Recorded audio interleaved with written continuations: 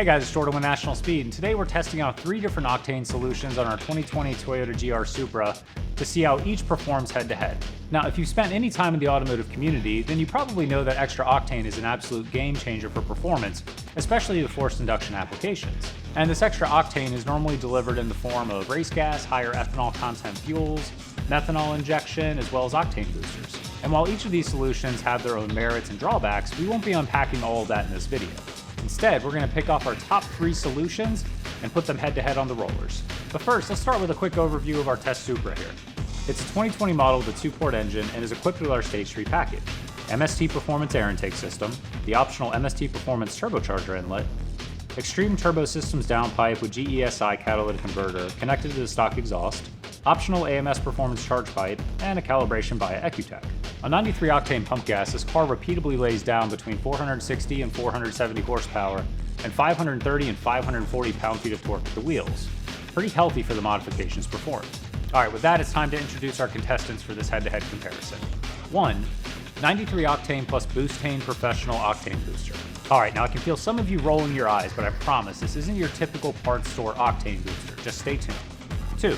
VP Racing Motorsport 109 unleaded race fuel, better known as MS109.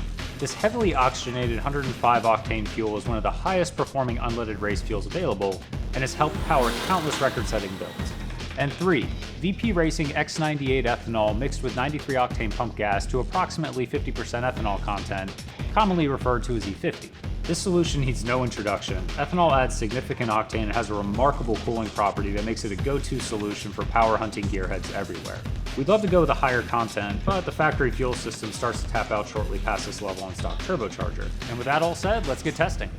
To start, if you recall from our 2020 versus 2021 comparison video, this car laid down repeatable runs between 460 and 470 wheel horsepower and 530 and 540 pound-feet of torque on 93 octane. During those runs, the car was exposed to 87-degree ambient temperature. But given that the dining room is 96 degrees today, we're going to start with a few pulls on 93 octane so we have a true baseline in these conditions.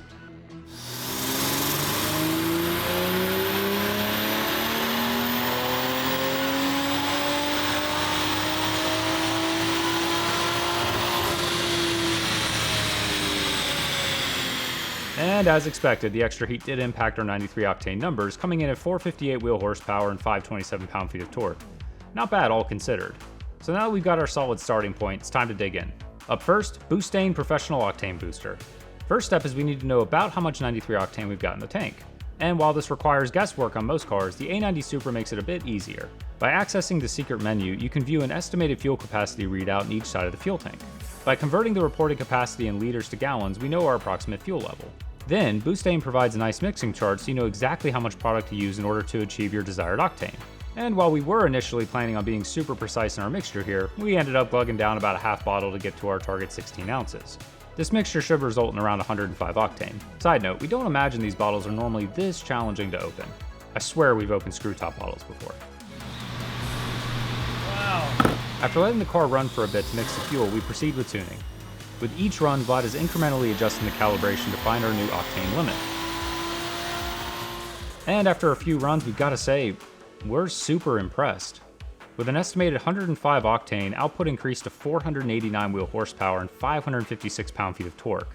Peak gains of 30 horsepower and 29 pound-feet of torque, with maximum gains coming in at 44 horsepower and 40 pound-feet of torque.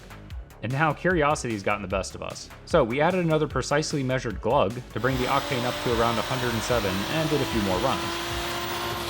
Yep, 93 octane plus BOOSTane broke the 500 wheel horsepower mark. Peak gains of 42 horsepower and 61 pound-feet of torque, with maximum gains coming in at 61 horsepower and 56 pound-feet of torque with 0 knock reported.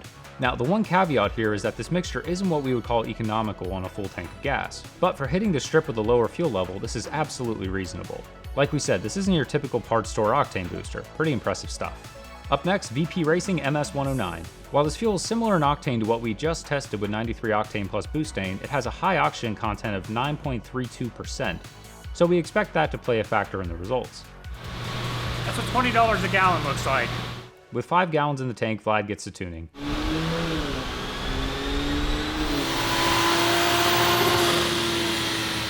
First pull comes in over 500 wheel horsepower and progressively climbs to our best run of 515 wheel horsepower and 567 pound-feet of torque. Peak gains of 57 horsepower and 36 pound-feet of torque, with maximum gains coming in at 80 horsepower and 73 pound-feet of torque. It's no wonder why MS109 is one of the most popular unleaded race fuels. This stuff just works. Now, normally we drain the remaining fuel out and move on with testing, but you know, for science. With the MS109 mostly burned up, we drain out the remainder, and now it's time for VP Racing X98. First, we add 5 gallons of normal 93 octane pump gas and add in the needed amount of VP Racing X98 to hit the target ethanol content. Given that the A90 Supra's factory fuel system exhibits different ethanol content limitations based on modifications, we plan to work our way down from the higher end of the spectrum. For stock turbocharger, this is around 60% ethanol content, otherwise known as E60. With the fuel sufficiently mixed, we pull a sample to check the content. Well, looks like our glug math isn't too bad, E60 right on the button. With the ethanol content verified, Vlad proceeds with tuning. First pull at E60, and we see that the pump did max out at peak torque and again at peak horsepower. While the air-fuel ratio remains safe, this isn't ideal for optimal performance. So we add in some 93 octane to get the ethanol content down to E50.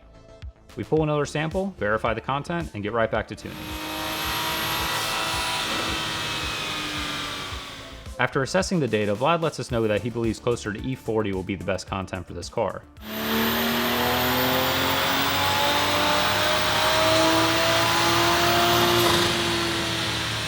Well, Vlad called it. Fuel pressure remained perfectly stable even with the richer air-to-fuel ratio, boost pressure remained stable, and the numbers followed. 523 wheel horsepower and 577 pound-feet of torque with 0 knock recorded. Not bad considering we were logging intake air temperature of 133 degrees during these runs.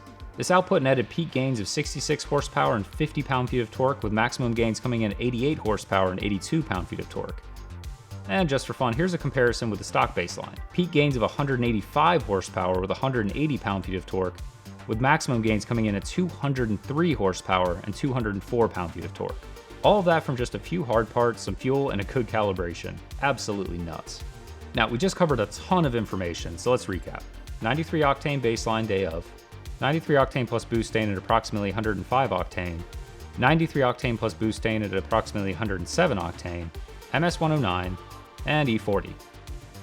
All these runs were performed in 95 to 97 degree ambient temperature. In short, we found each of these solutions to be super impressive. We expected great things from MS109 and ethanol, but we gotta say, BOOSTane was the big surprise of this test. For those of you who don't have easy access to ethanol, it's good to see that Octane alone can still get you into the 500 wheel horsepower range on stock turbocharger.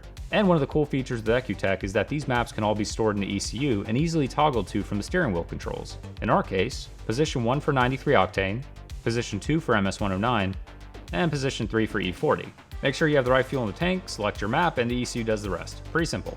But of course, if you have access to ethanol, a flex fuel conversion is the obvious solution, which we'll be covering in another video shortly. And with that all said, if you enjoyed this comparison, like and subscribe and stay tuned for more. As always, if you have any questions at all, we're happy to chat. Thanks for watching.